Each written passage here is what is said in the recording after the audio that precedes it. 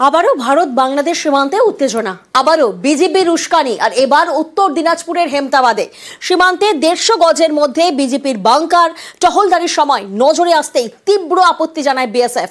বন্ধ করে দেওয়া হয় বাংকার নির্মাণের কাজ। বারবার ভারত বাংলাদেশ সীমান্ত উত্তেজনা, থামছে না বিজেপির উস্কানি।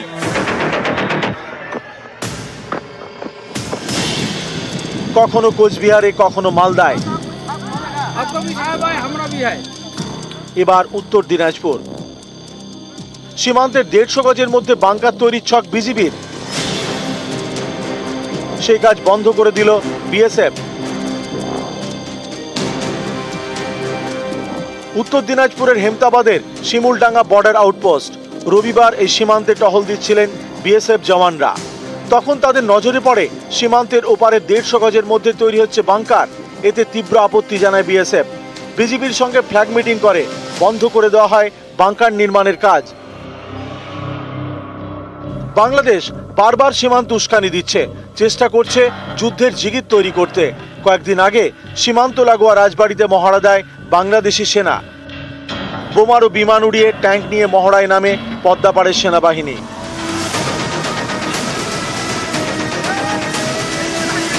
সম্প্রতি মালদার সুখদেবপুরে উত্তেজনা তৈরি হয়। সীমান্তে মুখোমুখি হয় বিএসএফ বিজিবি। ভারতীয়দের লক্ষ্য করে পাথর ছোড়ে বাংলাদেশিরা। বাংলাদেশিদের সাহায্য করতে টিয়ার গ্যাসের সেল ফাটায় বিএসএফ।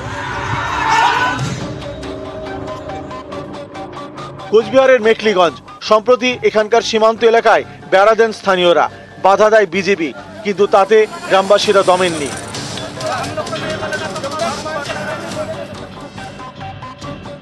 এবার উত্তর দিনাজপুরের হেমতাবাদে সীমান্তের ওপারে বাংকার তৈরির ছক, যা বানচাল করে দিয়েছে বিএসএফ। নিউজ 18 বাংলা।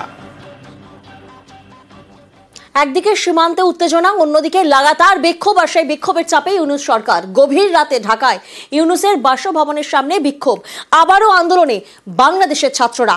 একাধিক দাবিতে বিক্ষোভ, স্বরাষ্ট্র উপদেষ্টার পদত্যাগের দাবি আন্দোলনকারী ছাত্রদের।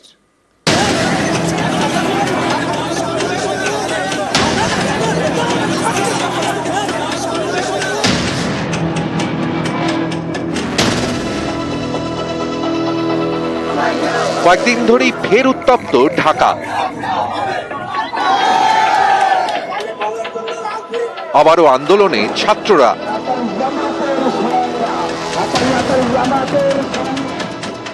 গত বছরের জুলাইয়ে ছাত্র আন্দোলনে উত্তাল হয়ে ওঠে বাংলাদেশ। অগাস্টে দেশ ছাড়েন শেখ হাসিনা। তারপর থেকে বাংলাদেশে তদারকি সরকার, নেতৃত্বে মোহাম্মদ ইউনূস। এবার সেই ইউনূস সরকারের বিরুদ্ধেই ঢাকার রাজপথে ছাত্ররা।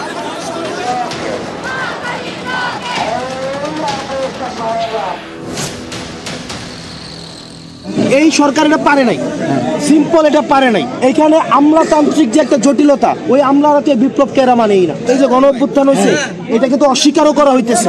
আমরা চাইছিলাম কি দেশটা সুন্দরভাবে চলুক, এই কারণে তো উপদেষ্টারা সৎ উপদেষ্টারা দিলাম। আর সৎ উপদেষ্টারা যে এত আমলা নির্ভর হবে, এটা তারা আমরা বুঝি নাই।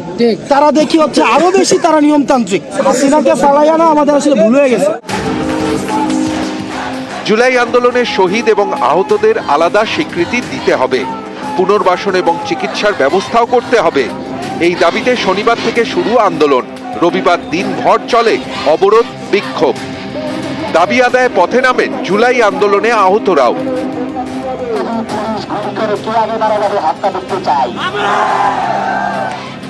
রবিবার রাতে মোহাম্মদ ইউনূসের বাসভবন যমুনার দিকে রওনা দেন বিক্ষোভকারী ছাত্ররা।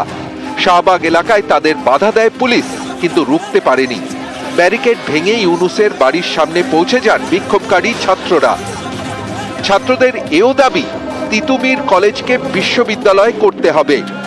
সমস্ত দাবি পূরণের জন্য ইউনূস সরকারকে ডেডলাইন বেঁধে দিয়েছেন বিক্ষোভকারী ছাত্ররা। সময়ের মধ্যে কাজ না হলে বড়সড় আন্দোলনের হুঁশিয়ারিও দিয়েছেন তারা। 20 ফেব্রুয়ারির মধ্যে তারা যদি রূপরেখা না দেয়, 21 ফেব্রুয়ারি শত শত শহীদ পরিবার এবং আহতদেরকে সাথে নিয়ে ইন্টারিম, সুশীল, আর্মি, নেভি এই আওয়ামী সরকারের বিরুদ্ধে আমরা সর্বাত্মক আন্দোলনের ঘোষণা করব। আমাদেরকে সচিবালয় নিয়ে যান, চুরি স্বরাষ্ট্র উপদেষ্টার কাছে পৌঁছে দেন, আর নইলে আমাদেরকে এখন পিটান। এই সুশীল জাউরমির অংশ হিসেবে তাদের জন্য এবার নিছি লাল চুরি, কথা না শুনলে লইয়ে যাবো লাল শাড়ি। কারণ দুইটা, দূর থেকে লাল কালার বেশি দেখা যায়, স্বরাষ্ট্র উপদেষ্টা তো বৃদ্ধ মানুষ, দূর থেকে অন্য কালার দেখবে না। লাল চুরি দেখে যদি তার মধ্যে একটু ভিতরে লাল থাকে, শত শত শহীদের রক্ত লাল, সেই লাল রক্তে রঞ্জিত, যেহেতু পতাকায় ওনাদের হয় না, সেই লাল রক্তে রঞ্জিত চুরিতে যদি ওনাদের হয়, তাই ওনাদের জন্য চুরি নিয়ে এসেছি।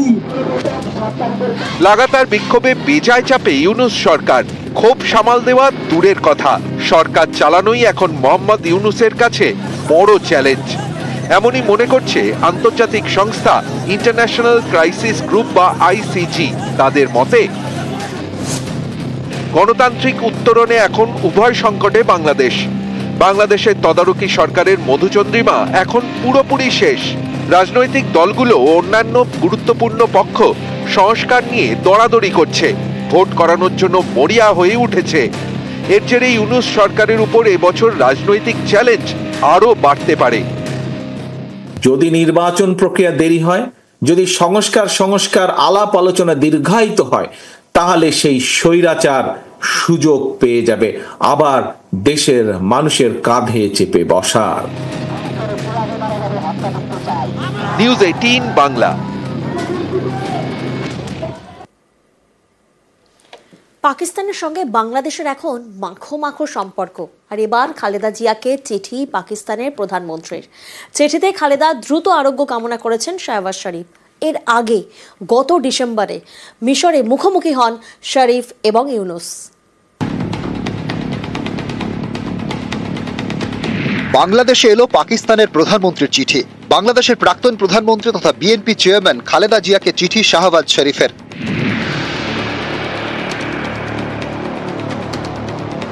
গত 31শে জানুয়ারি খালেদার উদ্দেশ্যে চিঠি লেখেন শাহবাজ শরীফ। রবিবার বিকেলে বিএনপি অফিসে পৌঁছয় সেই চিঠি। পাক প্রধানমন্ত্রী চিঠিতে লেখেন, আপনার স্বাস্থ্য সম্পর্কে আমি উদ্বিগ্ন, আপনার সুস্বাস্থ্য এবং আরোগ্য কামনা করি। বাংলাদেশের রাজনীতিতে আপনি উল্লেখযোগ্য ব্যক্তিত্ব, জনসেবায় আপনার কাজ অনেকেরই অনুপ্রেরণা। এর আগে গত ডিসেম্বরে মিশরে মোহাম্মদ ইউনূসের সঙ্গে বৈঠক করেন শাহবাজ শরীফ। এর আগে আমেরিকাতেও বৈঠক করেন শরীফ ইউনূস, সেটা গত সেপ্টেম্বরে, বাংলাদেশে হাসিনা সরকার পতনের 1 মাস পর। গত অগাস্টে দেশ ছাড়েন শেখ হাসিনা। তারপর থেকেই বাংলাদেশে ভারত বিদ্বেষ এবং পাকিস্তান প্রেম। যে পাকিস্তান একসময় ছিল শত্রু, যাদের সঙ্গে লড়াই করে বাংলাদেশের জন্ম, সেই পাকিস্তানের প্রতি এখন যেন দরদ উথলে উঠছে। বাংলাদেশের এখন পরম বন্ধু পাকিস্তান। পাকিস্তানিদের জন্য ভিসা প্রক্রিয়া সহজ করেছে ঢাকা। শুধু তাই নয়, দুদেশের মধ্যে বাণিজ্য বাড়াতে পাকিস্তান যাতায়াতের জন্য বিমানের সংখ্যাও বাড়াচ্ছে তারা। গত মাসে পাকিস্তানের রাওয়ালপিন্ডিতে পাকিস্তানের সেনাপ্রধান আসিম মুনিরের সঙ্গে বৈঠক করেন বাংলাদেশের সেনাপ্রধান কামরুল হাসান। এসবেই স্পষ্ট, ইতিহাস ভুলে বাংলাদেশের এখন বড় ভরসা পাকিস্তান। নিউজ 18 বাংলা।